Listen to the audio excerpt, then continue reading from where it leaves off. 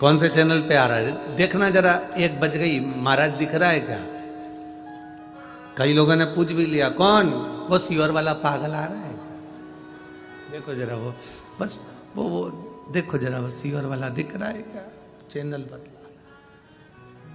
अच्छा ईमानदारी से बोलो, तुम रिमोट लेके बैठते हो और चैनल चेंज कर कर कर देखते हो कि सीवर वाला महाराज आ रहा है क्या, कथा आ रही है क्या, शिवपुराण आ रही है क्या? चैनल चेंज कर करके देखते हो।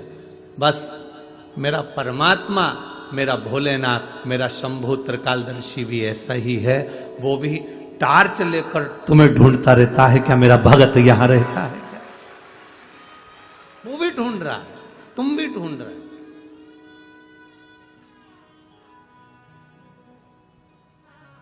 अभी भटिंडा पंजाब में कथा थी, तो वहां पर हमने कथा में वर्णन किया संत शिरोमणि श्री गुरु नानक देव जी का, और वर्णन किया उनके शिष्य बाले का।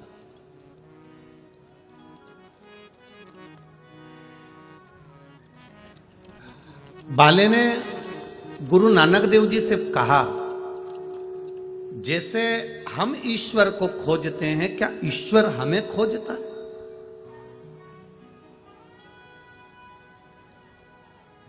भटिंडा पंजाब की कथा में ये प्रसंग आप लोगों ने टीवी पर सुना होगा। बाले कह रहा है गुरु नानक देव जी से,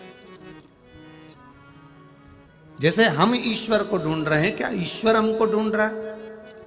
गुरु नानक देव जी बाले से कहते हैं कि हमको ईश्वर को ढूंढने में जितना समय लगता है, हम ईश्वर को जितना ढूंढने में समय लगाते हैं, भगवान गुरु नानक देव जी बाले से कहते हैं उससे दुगना समय भगवान को, अपने भक्त को छांटने में लग जाता है। क्या ये मेरा भक्त है?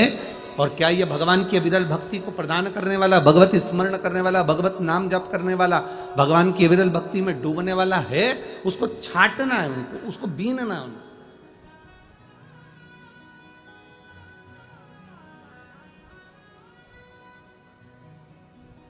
अब आजकल की बहुओं को तो सब सामान जो है ना बड़ा सरलता में मिलने लगा। मॉल में जाओ, दुकान पे जाओ, छटा छटाया बिना बिनाया तिल्ली मिल जाती है। तिल, पहले के ज़माने में तो तिल अगर आता था तो यहाँ पर माताएं बुजुर्ग बैठी होंगी, बड़ी बड़ी माताएं बैठी होंगी, और कई बड़ी बड़ी जेठानियाँ और नंदे आदि आदि जो बैठी होंगी, उनको मालूम होगा तिल लेकर आओ, फिर उसको बोलो जरा, लड्डू बनाने से पहले क्या करना पड़ता है? तिल को पहले धोना पड़ता है, धो के फिर सुखाना पड़ता है, सुखाने के बाद वापिस छांटना पड़ता है, छांटने के बाद फिर उसको वापिस चलनी से चालना पड़ता है, छानने के बाद में फिर लड्डू बनाए जाते हैं। आज के जमाने में तो तुरंत बाजार से गई बिनी बिनाई तिल्ली आ गई, धोने की जरूरत नहीं, तिल्ली आई, लड्डू मिलाया और निपटा निपटू के।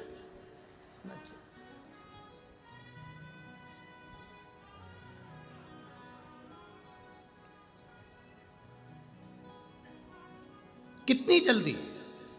अब किसी ने ये कथा किसी ने सुन ली और सुनने के बाद किसी ने कहा, गुरु जी आप कहते हो आज के ज़माने में बिल्कुल एकदम क्विकली काम है, चुटकी बजाते से ही काम हो जाए, एक बार बस फोन करो, पिज़्ज़ा तुम्हारे सामने है, फोन करा तुम्हारे सामने नाश्ता आ गया, फोन करा तुम्हारे सामने भोजन आ गया, फोन करा तुम्हारे सामने ये आ गया। अब जैसे व्यक्ति तुरंत कोई ना कोई चीज को प्राप्त कर लेता है, तो क्या व्यक्ति के कर्म का दंड, पाप और पुण्य का फल भी जल्दी मिलने लगा क्या संसार सागर में, कलयुग में? हमने कहा बिल्कुल। पहले के समय में भगवान के पास में भी एक मोटी मोटी फाइल होती थी, फिर उसमें देखते थे लीलाबाई ने क्या क्या करा, कमलाबाई ने क्या क्या करा, भैरू सिंह ने क्या क्या करा, जगदम्बा ने क्या क्या करा, उसमें देखा जाता था। अब भगवान भी लैपटॉप रखने लगे।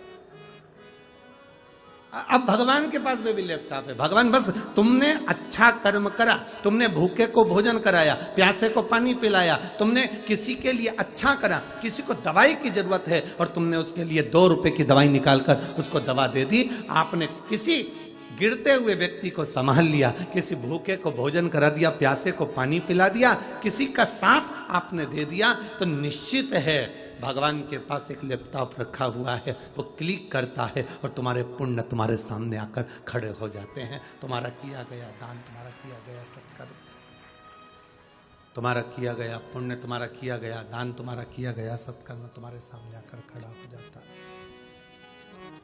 इसीलिए हम पहले भी कहे, आज फिर कहते हैं, मत बुरे कर्म कर बंदे वरना पछताएगा, भगवान की आंखों से तू बच नहीं पाएगा, तू बच नहीं पाएगा।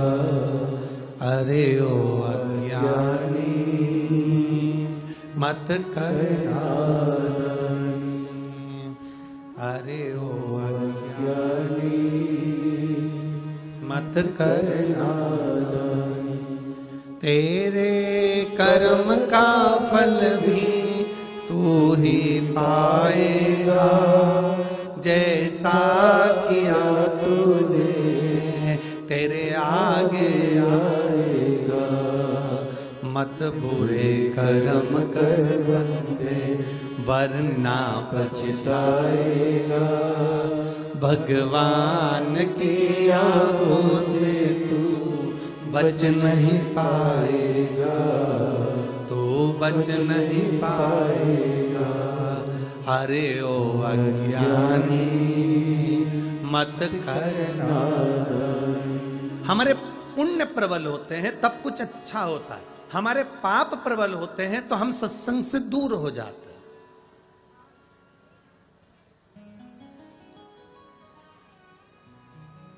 हम माननीय राजकुमार जी जायसवाल जी को, श्रीमती श्रद्धा जी जायसवाल जी को धन्यवाद देते हैं। आपके माता पिता की पुण्याई है, आपके घर के बुजुर्गों की, आपके दादा परदादा की पुण्याई है, आपके माता पिता की पुण्याई है, जो ये शिव महापुराण की कथा एक जायसवाल परिवार के अंतर्गत हो रही है और वाणी जैसे क्षेत्र में हो रही है।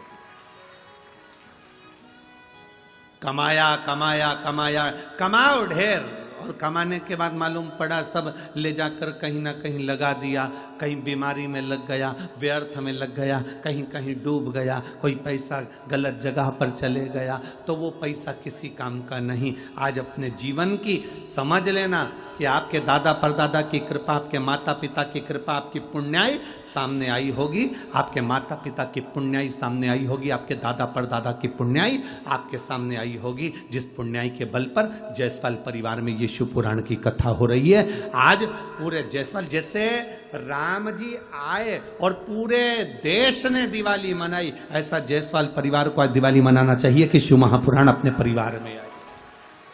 दुनिया तरस रही है, दुनिया।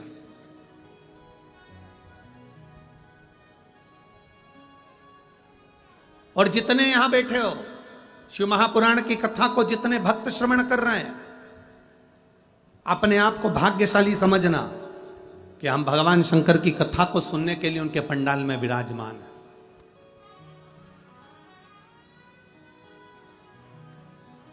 थोड़ा शरीर को कष्ट हो सकता है, पैदल चलना हो सकता है, थोड़ा शरीर को कष्ट हो सकता है कि कथा सुनने जाना है, पर यह मानकर चलना कि उसकी कृपा हुई है, जो हमारा हाथ पकड़कर हमको यहां तक बुला लिया है।